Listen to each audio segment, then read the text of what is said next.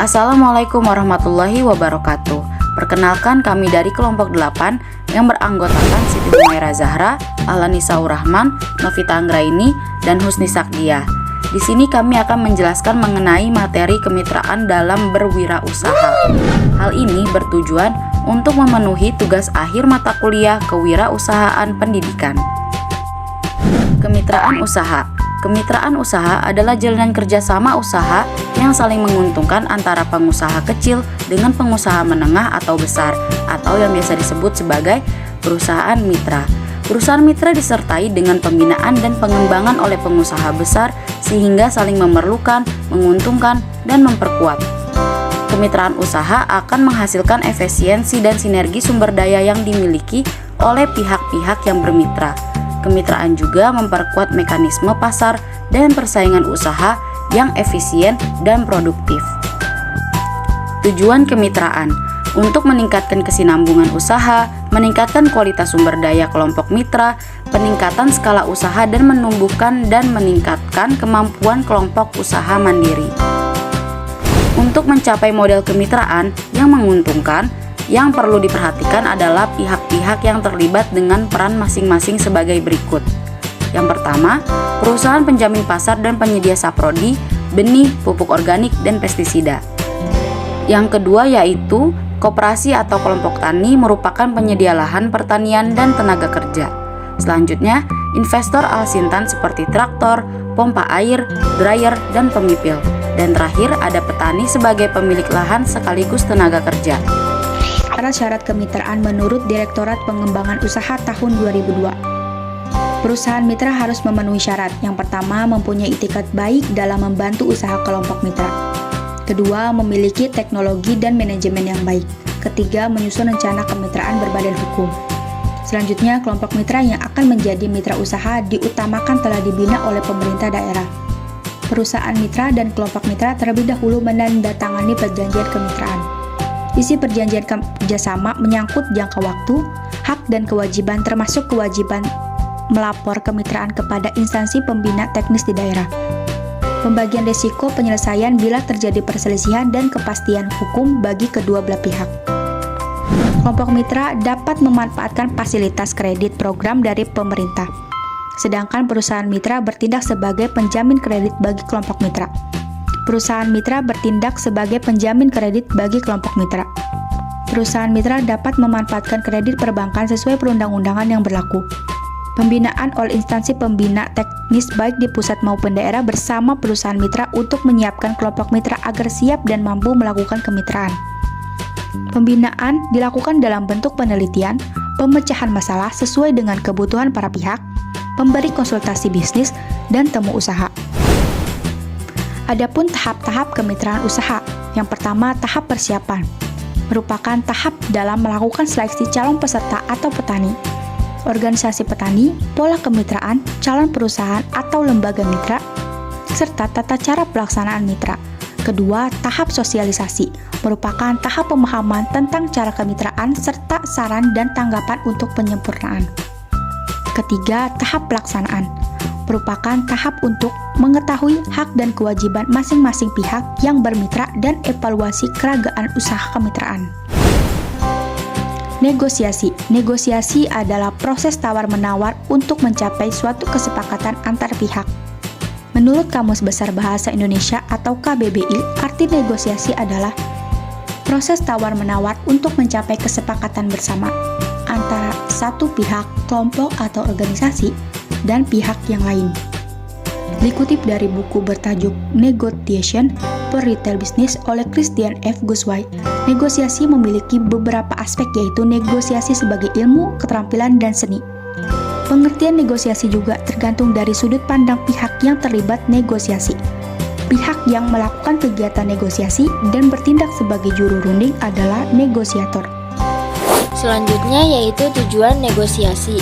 Yang pertama, untuk memperoleh kesepakatan yang saling menguntungkan. Dalam proses negosiasi, tujuan paling pertama adalah untuk mencapai kesepakatan bersama.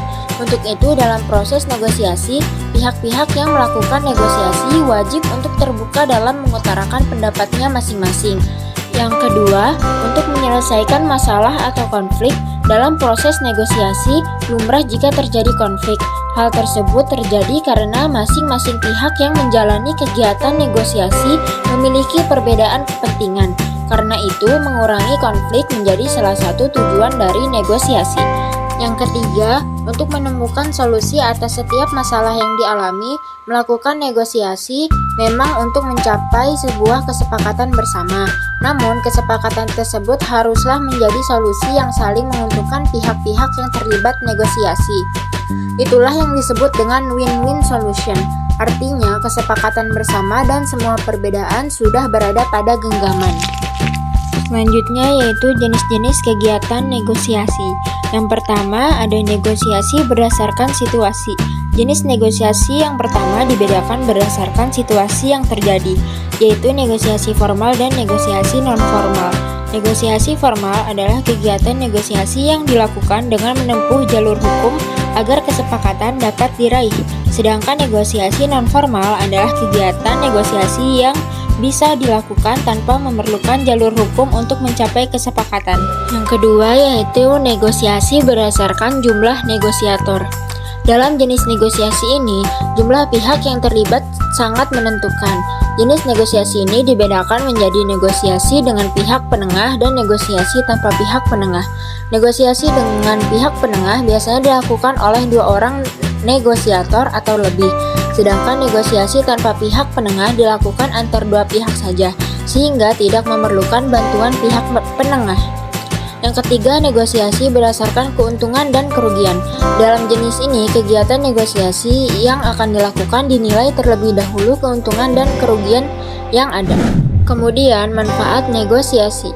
Yang pertama, menciptakan jalinan kerjasama antara badan usaha atau perseorangan dalam melakukan usaha dan kegiatan bersama atas dasar saling pengertian. Kemudian yang kedua, mensukseskan kerjasama satu sama lain antara perusahaan, instansi, atau perorangan dalam kegiatan usaha yang dilakukan. Yang ketiga, meminimalkan permasalahan yang ada di antara perusahaan, instansi, atau perorangan. Adapun jenis-jenis negosiasi. Yang pertama, negosiasi kolaborasi. Dalam negosiasi ini, semua pihak yang terlihat harus hadir. Tujuannya adalah agar semua pihak menyuarakan keinginan dan pendapatnya sehingga tercapai solusi yang terbaik. Yang kedua, negosiasi dominasi. Sesuai dengan namanya, hasil dari negosiasi ini akan menguntungkan salah satu pihak saja. Sementara itu, pihak lainnya yang terkait dalam negosiasi harus ikhlas karena tidak mendapat banyak keuntungan. Yang ketiga, negosiasi akomodasi. Dalam negosiasi akomodasi, seluruh pihak yang terlibat dalam negosiasi hanya mendapat sedikit keuntungan. Yang keempat, ada negosiasi lose-lose. Dalam negosiasi ini, tujuan yang ingin dicapai adalah menghentikan konflik.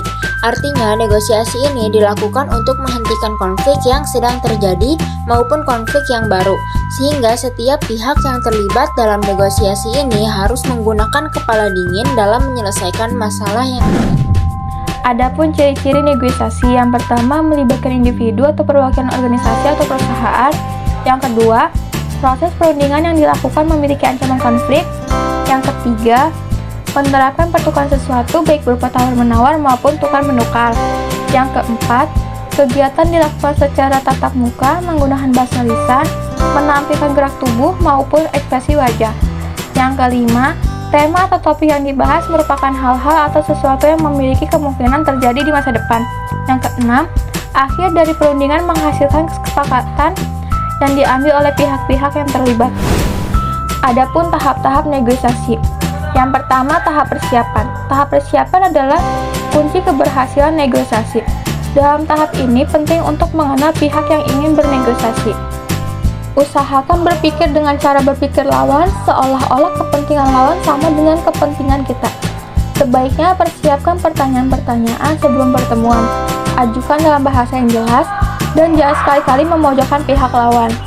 Memahami kepentingan masing-masing, identifikasi masalah, apakah bisa menjadi masalah bersama atau tidak. Menyiapkan agenda logistik, ruangan dan konsumsi. Menyiapkan tim dan strategi. Menentukan alternatif lain atau harga dasar. Yang kedua, tahap orientasi dan mengatur posisi. Dalam melakukan tahap orientasi akan berkaitan dengan langkah berikut: bertukar informasi, saling menjelaskan permasalahan dan kebutuhan, mengajukan tawaran awal. Yang ketiga, tahap pemberian konsesi atau tawar-menawar. Dalam melakukan tahap pemberian konsesi akan berkaitan dengan langkah berikut. Para pihak saling menyampaikan tawarannya dengan menjelaskan alasan untuk membujuk pihak lain untuk menerimanya. Dapat menawarkan konsesi, tapi pastikan memperoleh sesuatu sebagai imbalannya. Mengidentifikasi kebutuhan bersama, mengembangkan dan mendiskusikan opsi-opsi penyelesaian. Yang keempat, tahap penutup. Dalam melakukan tahap penutup, akan berkaitan dengan langkah berikut. Mengevaluasi opsi-opsi berdasarkan kriteria objektif. Kesepakatan hanya menguntungkan bila tidak ada opsi lain yang lebih baik. Bila tidak berhasil mencapai kesepakatan, membatalkan atau menyatakan tidak ada komitmen. Adapun fungsi dalam kemitraan. Aplikasi teknologi informasi menjadi landasan sekian banyak software. Beda di dalam perusahaan antara lain sistem operasi, basis data, network, manajemen, dan lain-lain. Aplikasi yang sifatnya mendasar yakni software teknologi informasi yang dipergunakan guna sekian tidak sedikit hal utilisasi sumber daya perusahaan antara lain sistem penggajian, sistem akuntansi dan keuangan, dan lainnya. Aplikasi teknologi informasi yang sesuai dengan kebutuhan spesifik mengefisiensikan kegiatan operasional perusahaan. Pemanfaatan teknologi informasi yang sudah dilakukan dalam penunjang kegiatan operasional perusahaan merangkum aspek bidang-bidang tertentu. Dalam dunia bisnis, teknologi informasi memiliki pengaruh yang nyata. Transaksi bisnis disalin secara online, diubah ketika yang nyaris bersamaan hasil pengolah atau informasi bisa dilihat. Laksana yang lazim digunakan para nasabah bank pada saat mengerjakan transaksi pada ATM. Ketika informasi menjadi urusan yang sangat urgen dalam pekerjaan bisnis. Dengan sokongan teknologi informasi semakin mudah didapatkan tanpa diberi batas ruang dan waktu. Teknologi informasi telah menjadi senjata dalam proses bisnis. Perusahaan dapat menciptakan aliran informasi berlangsung secara cepat, secara internal maupun eksternal. Teknologi informasi memiliki tidak sedikit peran dalam membantu insan dan memecahkan masalah. Sekian dari penjelasan kami mengenai kemitraan dan berwirausaha. Jika ada kesalahan dalam materi, pengucapan dan informasi mohon dimaafkan. Wassalamualaikum warahmatullahi wabarakatuh.